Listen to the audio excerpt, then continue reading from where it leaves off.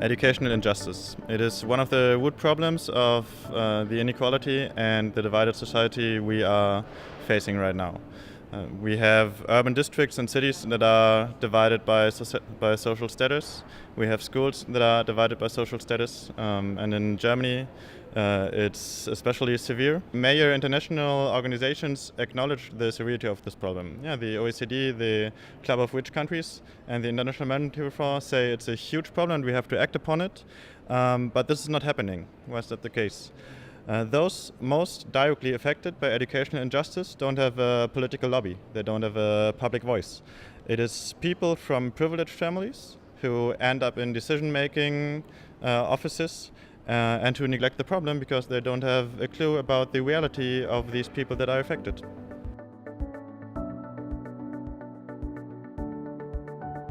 Two of the key problems are the lower expectations that parents and teachers have for these students, and the lower expectations those students then have for themselves. We talk about lower self-efficacy. So how much do I think I can have an impact of my surroundings or of my own future? This is kind of a self-fulfilling prophecy, right? So if I think I cannot change my own future, then I won't act in order to improve it, and thereby I will end up worse. So the idea is we want to increase self-efficacy. The strategy is to promote project-based learning. We have access via a partner organization called Teach First Deutschland to engage teachers all over Germany who start interesting and cool projects with students in disadvantaged areas. And we make them apply to the education fair, which is a 4-day network event taking place each year with 100 to 130 students.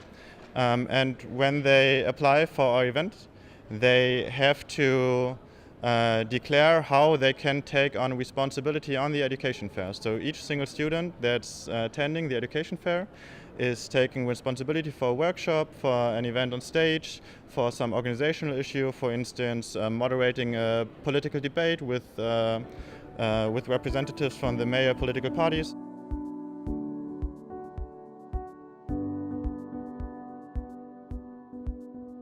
This year the education fair is taking place for the 4th time with more than 100 students each year. And our surveys say that we actually are successful in increasing the self-efficacy, and the teachers who are working with the students tell us the same. So the students get to our education fair, they are surprised by how much responsibility they are allowed to take on. And when they leave, they already talk about excitedly what they could engage in for the next year in order to apply again. And the teachers say that you can also see that in regular lessons. So the students sit there in the lessons, they are about to give up on some issue, and then the friend says, well, but think about this project. You thought about how it wouldn't work out in the end, but it worked out, so keep on going. And we see that practically and we see it empirically.